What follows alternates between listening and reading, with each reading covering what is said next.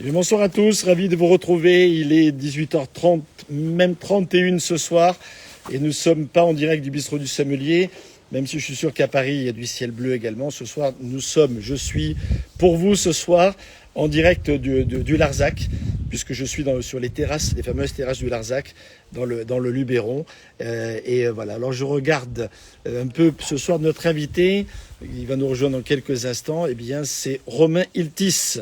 Si Romain est là, il peut nous faire une demande pour rentrer dans notre live, parce que j'ai le plaisir de recevoir effectivement meilleur sommelier de France, meilleur ouvrier de France. Il va nous parler un peu de son parcours. Il va surtout nous parler effectivement de... Voilà, Romain, je vais lui envoyer la demande pour qu'il puisse nous rejoindre dans un instant. Mon cher Romain, voilà, ça arrive. Romain, donc, s'est associé et surtout à initier, ou en tout cas à accompagner une démarche solidaire qui s'appelle la Caisse de Lionel. Salut Romain, comment vas-tu? Bonjour Philippe, bonjour à tous. Bon, je suis ravi que tu sois avec nous. Tu vois, j'espère qu'il y a du ciel bleu dans tous vos cœurs, à toi et à tous ceux qui nous suivent ce soir. Parce que là, je suis Bah, avec... écoute, c'est le soleil comme l'annonce des déconfinements. Exactement, je suis avec Vincent Bonjour. Bricout, que beaucoup connaissent, puisqu'il est membre des sommeliers de Paris notamment. Et nous sommes en escapade dans le sud, tu vois. Alors, on va revenir à ton actualité, hein. Mais juste un petit mot pour expliquer pourquoi nous sommes là. Je suis descendu notamment pour préparer la prochaine Assemblée Générale de l'UDSF. J'ai rencontré Philippe Nuswitz, Michel Hermé et tout le staff du Languedoc-Roussillon, Vallée du Rhône Sud. J'en ai profité pour rester quelques jours dans le secteur. Je suis allé goûter chez quelques vignerons. Là, cet après-midi, nous étions avec Vincent Guizard au domaine Saint-Sylvestre. Nous avons goûté voilà, quelques jolies cuvées de Domas Gassac et d'autres domaines.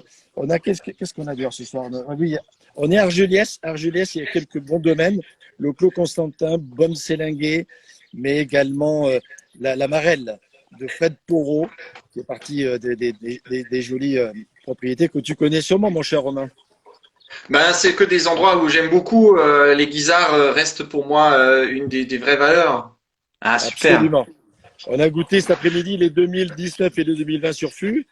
Et franchement, des grenaches magnifiques, des syrahs super, super croquantes, des mourvèdres bien mûrs, mais sans trop de maturité. Et des vieux carignans, parce que ça, c'est quand même, c'est pas extraordinaire, les vieux carignans. Ça La, donne la- l'élan avec, la- le, le sang du papette, ça c'est très bon ça. notamment le sang du papette. Et une autre cuvée aussi de carignan sympathique, qui n'est pas le papette, qui elle est faite du côté de Béziers, effectivement, est fait par son papa. Mais ouais, on a goûté tout ça et c'était un grand moment. On a bien sûr, toi, moi et toute la communauté du vin, une pensée particulière pour quelqu'un qui nous a quittés brutalement, puisque nous, nous devions normalement essayer en tout cas de le voir ce week-end, mais la vie en a décidé différemment. Et on a une pensée bien entendu particulière et on lui rend hommage pour tout le travail qu'il a fait pendant une trentaine d'années. C'est bien sûr Laurent Vaillé, la Grange des Pères, auquel on pense. On est à quelques minutes. Nous sommes passés devant la cave de la Grange des Pères plusieurs fois pendant le week-end, avec une émotion comme on de très forte. Voilà, il restera gravé, je pense, vraiment pour nous tous comme le vigneron emblématique du Languedoc-Roussillon de toute cette période. Et je crois que les vignerons de la région lui doivent beaucoup.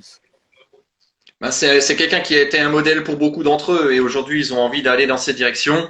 Et c'est vrai que limite ce beau temps montre que finalement le ciel lui rend hommage aussi aujourd'hui et c'est important qu'on ait une pensée pour lui durant ce live. Absolument. Nous sommes allés voir les vignes avec Vincent. Il y a un certain nombre de vignes, effectivement, qui vont avoir du mal à produire du raisin cette année. Peut-être même l'année prochaine, parce qu'il y en a qui sont quand même assez touchés. Heureusement que la nature, finalement, renaît et est plus forte peut-être que nous ou que le climat. Et ça va repartir. Mais c'est vrai qu'il y a des moments qu'on aimerait oublier, les vignerons notamment, et on pense très fort à eux aussi dans cette période-là, quoi. Et en Oui, surtout plus, que c'est rarement aussi général.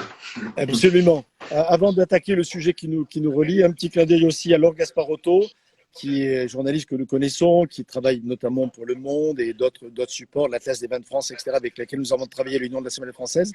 Elle a écrit un très joli livre qui s'appelle Vigneronne, qui raconte son histoire d'une journaliste parisienne, certes, mais venue s'implanter pour faire du vin du côté de l'Odève, ici, à quelques kilomètres d'ici, et qui raconte son parcours particulier de cette quête un peu du bonheur à travers la vigne, cette difficulté aussi d'être vigneron, de vivre au quotidien ces terroirs magiques mais aussi durs de cette vie de vigneron, et l'épisode du gel, voire la disparition de Laurent Vaillé sont deux exemples très forts de la dureté de la situation.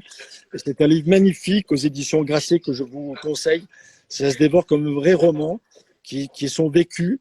Elle écrit merveilleusement bien et surtout, elle nous fait partager et vivre effectivement tout ce qu'elle a pu vivre et ressentir elle-même dans cette période de vie où elle s'est mise à faire du vin ici, dans ces terrasses du Larzac qui sont quand même juste des endroits extraordinaires. Nous avons gravi ce matin avec Vincent le Pic Saint-Loup.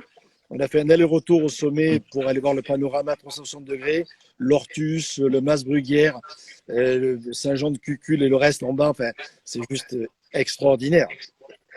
Oui, c'est là où on voit que les paysages façonnés par la vigne ont quand même une énergie qu'on retrouve nulle part ailleurs et qu'on est tous à la recherche de la même chose, l'émotion à travers la bouteille et surtout dans ces moments difficiles, c'est là où la notion de solidarité et d'entraide de cette grande famille du vin prend tout son sens.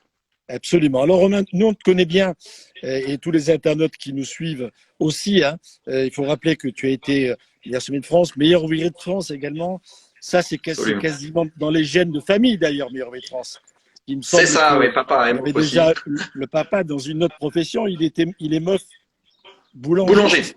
C'est ça. Meuf boulanger en 2000, oui. Je dis souvent la seule chose qui nous lie dans nos métiers, c'est la levure. C'est ça. Le vin et le vin.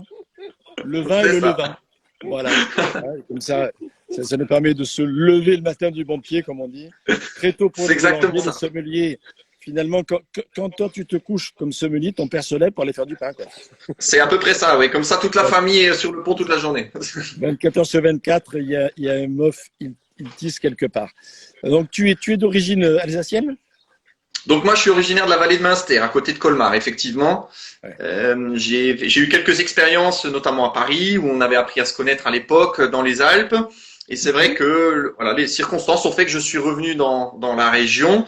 Et j'ai coutume de dire qu'aujourd'hui, quand tout le monde ouvre une bouteille de vin dans l'association, il m'envoie une photo. Donc j'ai plein de photos des Alsaces qui sont bues chez tout le monde en ce moment. Voilà, c'est de notoriété que je défends les vins de la région. D'ailleurs, tu vois, on a pensé à toi tout à l'heure parce qu'à l'apéro à midi, en rentrant du Pic Saint-Loup, on s'est dit tiens, on va rendre un hommage à notre ami Romain. Et on a ouvert un grand cru Kaferkopf 2017 en Riesling comme il se doit, du domaine Tempé-Gessel. Et on a trinqué à ta santé et aussi à la santé de Lionel, dont on va parler aussi, parce qu'au-delà d'être le sommelier qu'on connaît, le sommelier emblématique aujourd'hui d'une très très belle maison qui s'appelle la Villa Lalique, qui est quand même un endroit extraordinaire. Bravo pour le travail qui est fait. On a vu souvent d'ailleurs dans diverses émissions beaucoup de reportages qui t'étaient consacrés et à ta maison. Mais aujourd'hui, c'est plus le sommelier et cette démarche du cœur qui nous réunit, puisqu'il y a cette fameuse caisse de Lionel dont j'aimerais que tu nous parles.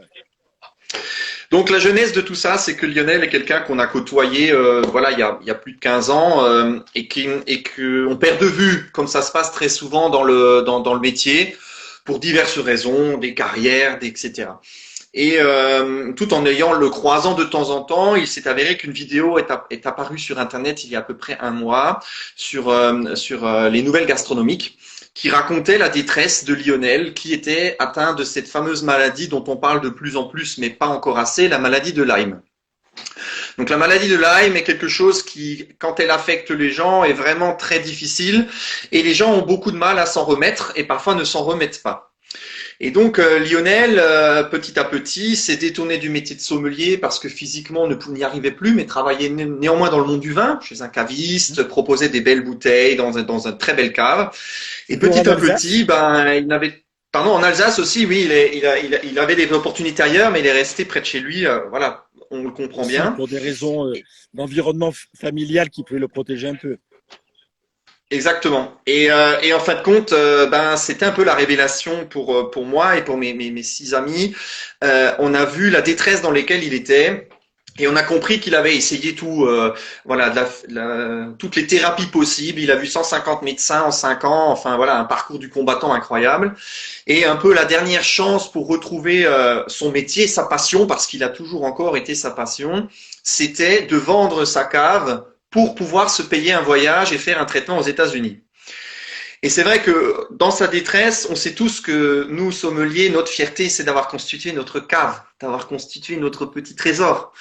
Et lui, de devoir se séparer de ça parce qu'il tout simplement ne supporte plus l'alcool et ne pouvait plus profiter de ça, juste pour pouvoir continuer à vivre, nous a tous extrêmement touchés. Et c'est là que plusieurs sommeliers de la région, voilà, il y a notamment Jean-Baptiste Klein, qui est également MOF, il y a Caroline Furchtos, il y a Clotilde Mangin, il y a François Lermite, Lionel Schneider, Audrey Meyer. On est tous la même génération, se connaît tous. On a dit il faut qu'on fasse quelque chose. Et de là est venue l'idée de soutenir en même temps aussi les vignerons qui, dans ces périodes, ont aussi un petit peu de mal, et de faire ce qu'on a appelé un carton solidaire.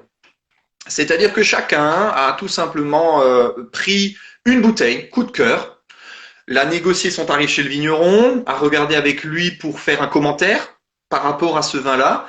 Et au lieu qu'on choisisse le vin d'un vigneron, chacun a mis 6 bouteilles dans ce carton et on le vend au bénéfice de Lionel. Tous les bénéfices iront à Lionel pour qu'il puisse aller aux États-Unis et faire son traitement qui va quand même durer 3 semaines. Et donc, on a tous mis des vins qui finalement montrent aussi le côté dynamique de l'Alsace. Par exemple, moi, ce soir, j'ai choisi un Chasselas, cépage qu'on ne trouve quasiment plus chez nous, du domaine Chauffitte, mais voilà. Donc là, ça c'est mon vin de ce soir, mais par exemple, moi, j'ai choisi un Pinot Noir pour montrer le rouge alsacien dans sa splendeur de chez Émile Beyer. Clotilde a choisi un muscat parce que le muscat est trop peu souvent utilisé dans la région. Jean-Baptiste a choisi un sylvaner de grand cru sur le Zinköpfle, donc il n'a pas le droit à l'appellation, mais il pousse sur le grand cru. On a aussi choisi la vigne du Rêveur, du domaine du Rêveur, donc c'est un vin un petit peu orange, mais travaillé en macération avec du Gewürztraminer, donc montrer aussi que la région est dynamique. Ouais, la diversité. On a aussi voilà, on a aussi trouvé une très sympa de prendre une idée, c'est le Riesling. Un Riesling, la cuvée Felsarspranger. Donc c'est tout simplement 3 copains qui se sont dit on va faire un Riesling sec. Et le grand-père d'un des 3 disait toujours ça c'est un Felsarspranger, c'est-à-dire un Riesling qui va couper au couteau la pierre. Et donc il a quand même quoi. Donc un vrai Riesling droit et pur. Oui, et donc, je rassure, il casse pas la pierre, mais par contre, il casse bien la soif, parce qu'il marche très très bien. C'est déjà pas mal. C'est déjà pas mal. Ouais. Et ensuite, on a aussi un crément extra brut, donc de chez Beyer, de chez Becker à Zélambert. Oui. Et donc, en fin de compte, chacun a pris son coup de cœur et on a fait ce carton. Et ce carton, aujourd'hui, on le vend par le biais du site de Caroline, donc sur sommelierparticulier.com. Alors, elle a créé pour pouvoir effectivement accéder à cette vente. C'est ça, oui. Et on met juste www.sommelierparticulier en un mot.com avec un / marqué Lionel derrière. Et on peut acheter ce carton encore jusqu'à vendredi soir cette semaine. Et donc, où il sera livré partout en France, puisque le port est compris dans ce carton. Il sera livré partout en France mi-mai. Et aujourd'hui, voilà, on demande 150 € pour ce carton. Donc voilà, il y aura une belle feuille avec un commentaire. Lionel est en train de voir s'il aura la force d'écrire le commentaire pour l'ensemble des gens. Et on a déjà vendu 100 cartons, donc on est quand même assez content. Ah, c'est une belle performance déjà. Ouais, il y a une vraie solidarité qui s'est installée. On a aussi les sommeliers alsaciens, donc par le biais de l'ASA, l'association des sommeliers d'Alsace, qui ont aussi participé par le biais de notre cagnotte associative à la cagnotte Litchi de Lionel. Il y a plusieurs vignerons un peu dans toute la France qui ont joué le jeu. On est vraiment content parce que on voulait à la fois aussi aller dans le sens de Lionel, parce que Lionel était dans sa pudeur, ne voyait pas réclamer des sous, ne voulait pas avoir faire l'aumône. Il voulait juste arriver à vivre. Et on s'est dit que de mettre dans un carton finalement le vin des copains, le vin d'amitié qu'on a envie de partager avec lui, dans ce carton pour pouvoir que lui puisse un jour les partager avec nous, c'était l'idée, quoi. C'est génial. D'ailleurs, au niveau de l'UDSF, je salue d'ailleurs toutes les équipes et toutes les régions. Hein. J'espère que dans les régions, tout le monde a essayé de jouer le jeu. En tout cas, je sais que nous, on a acquis une caisse au niveau du bureau de l'UDSF. Et c'est bien la moindre des choses pour montrer l'exemple. À la fois, bien sûr, pour la démarche, surtout pour Lionel, bien entendu, mais aussi parce que la sélection est pertinente. Et c'est super intéressant de voir vos coups de cœur aux uns aux autres. Et tu as évoqué d'ailleurs dans ces coups de cœur un vin auquel on pense finalement assez peu souvent, qui est le rouge d'Alsace. Et je sais que tu nous avais fait, nous, à l'occasion d'une visite des sommeliers d'Alsace, un tour d'horizon, j'allais dire, de l'évolution des pinots noirs, assez bluffante pour la qualité, pour la diversité, en fonction de la géologie qui est très diversifiée en Alsace. Ben, de toute façon, c'est un petit peu ceux qui me connaissent savent que c'est un peu mon leitmotiv. On a un terroir qui est quasiment unique au monde, avec une diversité géologique, avec plusieurs aires géologiques qui se confrontent parfois à quelques mètres. Et donc, j'ai envie de dire que chacun aujourd'hui dans notre région, on essaie un peu d'aller plus loin dans ce qui est chez nous finalement, parce que si nous on fait pas l'effort, personne ne le fera. Et donc dans les rouges comme dans le reste, l'idée c'est de montrer, voilà, un granit, comment ça se sent dans le vin, un calcaire, comment ça se sent dans le vin, un argile, comment ça se sent dans le vin.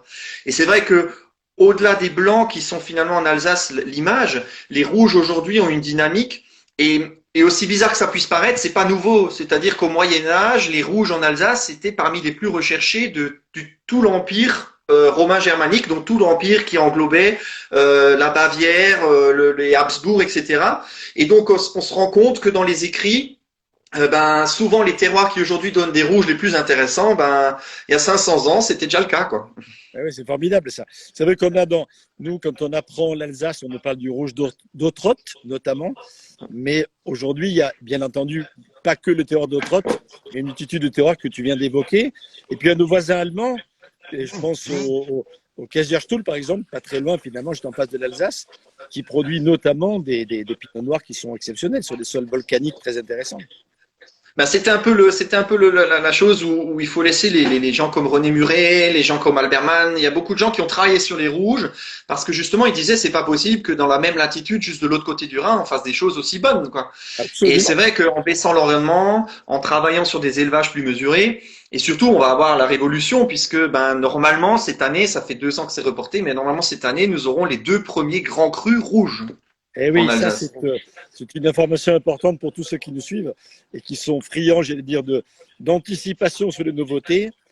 Voilà. Alors, c'est quoi ces 2 premiers crus? Alors, ce sera le Hengst à Winsenheim et le Kirchberg de Bar, donc dans le Bas-Rhin à Bar.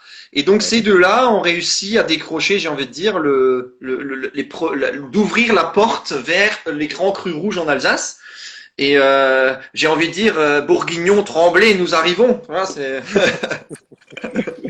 non, mais je crois que Bourguignon, ils se disent aux Alsaciens bienvenue plutôt que. Non, bien sûr. Voilà, bien entendu. Et tu évoquais un autre cépage aussi qui est parfois sous-estimé, qui est le muscat. Et notamment le muscat sec, qui sont super intéressants, qu'on commence à redécouvrir un peu. Alors c'est amusant que tu en parles, c'est-à-dire que le muscat est victime tout simplement parfois de sa surproduction et surtout il est très difficile à travailler. C'est-à-dire qu'il faut toujours le travailler. Moi je dis souvent, pour trouver un bon muscat, il faut vraiment un vigneron qui aime ce cépage.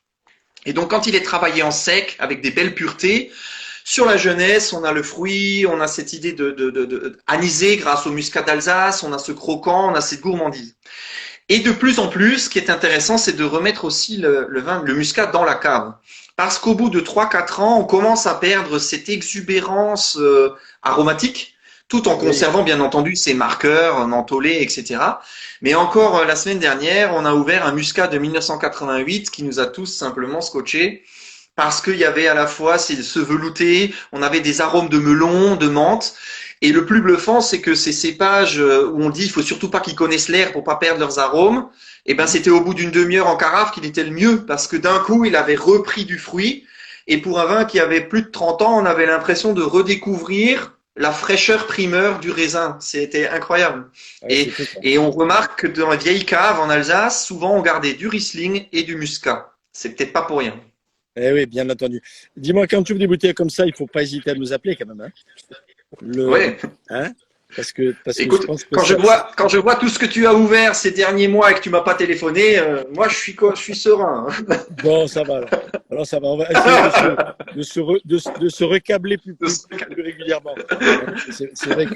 C'est vrai qu'on a la chance les uns les autres, même si malheureusement en ce moment c'est un peu compliqué de circuler. Quoique depuis aujourd'hui ça va mieux, puisqu'on peut de nouveau faire. Oui, mais on sait qu'on va tous bientôt se voir et on en a hâte. Voilà, on se languit.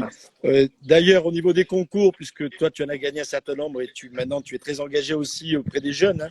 Je rappelle que tu as travaillé avec Florent Martin, notamment pour le fameux film Sensation, qui était un véritable succès, j'allais dire, sur les réseaux, un très joli film, puisque voilà, Vincent me disait que c'est un très joli film, il a raison. On en est, je crois, aujourd'hui à presque une trentaine de milliers de vues, ce qui est déjà pas mal pour un film corporatif et qui donne envie aux gens justement de découvrir ce métier. On a dans quelques jours la finale du meilleur sommelier de France, ça sera le 31 mai prochain à l'école de Paris des métiers de la table dans le 17e arrondissement, et puis les jeunes sommeliers, et là toi tu es encore entre, voilà, tu es encore jeune sommelier, voilà. Entre les deux, quoi. Voilà, surtout par rapport à moi. Mais voilà, mais en tout cas, nous sommes les uns les autres très concernés à la fois par ces concours et par la transmission. Et ça sera le 13 et le 14 juin prochain au lycée de Canteleu à côté de Rouen en Normandie. Et on souhaite à tous les candidats qui attendent avec impatience ces finales le plus de sérénité dans la préparation et en même temps le plus de motivation pour nous faire vivre une belle finale, hein, les uns et les Non, autres. ce qui est génial, c'est que dans nos métiers où on dit toujours qu'il y a un manque de personnel, qu'il y a un manque de motivation, qu'il y a un manque de vocation, et ben finalement, par le travail qu'on essaie de tous faire à notre petite échelle, il y a quand même encore cet engouement pour le vin, pour les métiers du vin. Et quand on sait que nos concours, on a 100 inscrits quand on fait un concours, c'est quand même assez magique d'avoir cet engouement et cette volonté de se remettre en question et d'aller plus loin. Et surtout le vin, comme imageait un ami à moi, il disait le vin, ce qui est magique, c'est que chaque fois que tu ouvres une porte, tu en as 10 devant. Et c'est ça qui est beau. Exactement. Il y a le concours Chapoutier dans quelques jours.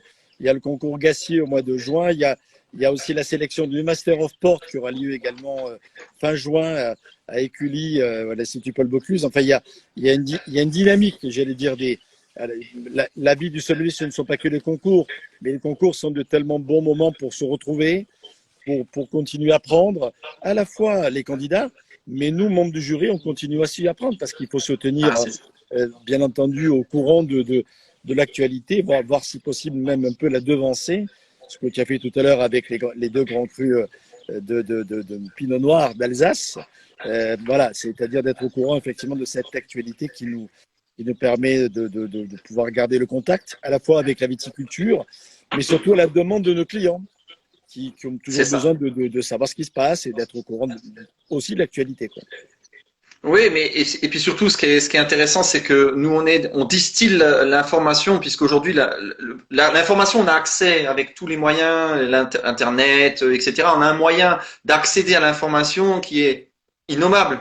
Mais en même temps, quelle information est la bonne et surtout comment on l'utilise. Et c'est là que notre rôle est passeur du message du vigneron, passeur du message d'une région, passeur de message d'une tendance. Et surtout, c'est là que nous, on ramène une plus-value humaine qui ne se remplacera jamais par les machines, du moins je l'espère. Absolument. L'émotion est quelque chose qui se ressent et qui se transmet. L'information est quelque chose qui se reçoit et qu'il faut aussi apprendre à distiller un peu, quoi. Absolument. C'est ça. C'est ça l'important. Absolument. Donc, tout à l'heure, on disait qu'on avait ouvert, mais peut-être qu'on peut goûter, Vincent. Hein. On peut, parce qu'il est l'heure. C'est vrai que c'est là bientôt. Toi, tu vas goûter donc ce fameux muscat, c'est ça? Chasse-là, parce que c'est tellement rare. Pardon. Exactement. C'est un vrai vin de printemps. Exactement. Alors, nous tu as pu remarquer qu'aujourd'hui, là, c'était le printemps. Il a plu très fort pendant quelques jours ici, et Dieu sait si c'est important. Hein. Il est tombé à peu près 300 mm. Ouais, voilà, ce qui est déjà pas mal. Hein. Pas mal. Mais ce qui n'est pas suffisant pour se mettre à l'abri, j'allais dire. On espère qu'effectivement le temps va rester clément. Et Dieu sait si pour les vignerons et pour tous les agriculteurs de façon générale, scruter le ciel, c'est quelque chose qui est une source d'angoisse, mais aussi de temps en temps, comme aujourd'hui, de plaisir. Donc, à la vôtre. À ta santé. Hein. Donc, nous, on goûte le Käferkoff de chez Tempé Gessel, là, dans le millésime 2017 en Riesling. Et franchement, c'est très agréable parce qu'il y a encore beaucoup de fruits, bien entendu. Il y a cette dimension un petit peu, voilà, dite minérale, parce que là, il faut toujours être prudent dans cette définition-là, mais en tout cas, cette sensation, effectivement, de minéralité particulière qui caractérise aussi le Riesling. Et surtout en bouche, c'est un vin sec. C'est un vin qui est pas trop tendu. On n'est pas sur l'acidité, hein. On est sur la fraîcheur. Et la nuance est Mais importante pour pouvoir démarrer le 17 pour repas. moi fait partie des grands millésimes de cette dernière décennie. Hein. 17, il a un peu gelé malheureusement au début de l'année, mais voilà, à 10 ou 15%, et ça a naturellement un petit peu régulé l'ensemble de la production et ça a donné des choses vraiment extraordinaires. Et les 17, comme tu le disais très bien, ils commencent seulement à se dévoiler. Et c'est là où on est content d'avoir acheté un carton et pas juste une bouteille. Comme ça, on va pouvoir le regoûter à différents stades. C'est ça qui est important. Et donc surtout mais par contre le carton de Lionel, c'est des vins qui ont été faits pour être bu tout de suite parce que c'est des vins qui sont des vins pour boire cet été avec les copains. Et je ne serais trop rappeler à tout le monde que voilà, vous aiderez un sommelier, un passionné du vin avec ce carton. Absolument. On va rappeler avant de se quitter, Romain, l'adresse pour commander le carton sur le site, c'est 3, alors, c'est www.sommelierparticulier.com/Lionel et vous tombez directement sur la page. Bon, ben c'est génial. En tout cas, merci pour cette démarche. Bon vent à toi, à ton entourage, à nos amis sommeliers d'Alsace. Et puis, bien entendu, en particulier à Lionel, auquel on souhaite effectivement d'abord qu'il récupère suffisamment d'argent pour pouvoir faire son traitement et que son traitement sera suivi d'effet. Et surtout, voilà. On n'a qu'une hâte, nous tous, c'est d'arriver à boire un verre avec lui, chose qu'il ne peut plus faire depuis tellement longtemps. Et rien que ça, ce sera la première grande victoire. Exactement. Romain, bonne soirée. Au plaisir, encore. Messieurs. Vincent. Merci Philippe. Bonne soirée. Salut Juliette. Et puis attention au coup de soleil. Hein. Ça se voit. Hein. C'est un joli bruit. Je remercie encore Laurent Boyer qui s'occupe de la communication du DSF qui nous a permis de communiquer encore sur ce live cette semaine. Je remercie aussi Juliette Jourdan qui s'occupe de la programmation et qui est toujours très active avec nous dans les réseaux. Bonne santé, c'est vraiment le cas de le dire. Restez prudents les uns les autres. On sait que l'environnement n'est pas encore complètement favorable, j'allais dire, à se laisser aller. Mais en tout cas, tous les jours, on avance vers du mieux. Le temps d'aujourd'hui derrière nous le prouve. Après la pluie, le beau temps, c'est comme ça qu'on dit. Et voilà, une pensée particulière pour Lionel, une pensée particulière pour Laurent Vaillé. Une pensée à tous les vignerons qui ont subi encore un peu ce gel cette année un peu dramatique. Ils savent qu'ils peuvent compter sur nous. Dès qu'on pourra ouvrir nos restaurants, pour pouvoir être, comme tu disais tout à l'heure, les passeurs, les ambassadeurs, les chargés d'émotions, j'allais dire, à partager avec les uns et les autres. Absolument. Merci beaucoup, Romain. Merci à tous. Et bonjour à tous nos amis sommeliers d'Alsace et encore bravo à Serge Dubs, notamment pour ce titre bien mérité de sommelier de l'année, on va dire ça comme ça, quasiment le trophée Gérard Basset, puisqu'il a été, comme tu le sais, élu parmi les sommeliers du monde, le sommelier de l'année. Et c'est ô combien mérité pour une carrière extrêmement bien remplie et surtout empreinte de beaucoup de sagesse et de recul. Et alsacienne. On pourrait presque être déçu que ce soit quelqu'un d'autre. Bonsoir. Allez, à bientôt. Au revoir. Salut, bonsoir à tous et je vous dis rendez-vous lundi prochain pour un nouveau live en bonne compagnie après Romain Tis ce soir. Voilà, vous allez découvrir dans quelques jours grâce à Laurent Boyer notre prochain invité. Salut Romain, salut à tous. Bonne soirée encore. Bonsoir à tous. Ciao, ciao. Au revoir. Ah, oui, maintenant je me rappelle de lui. J'avais passé un moment avec lui. Très sympa.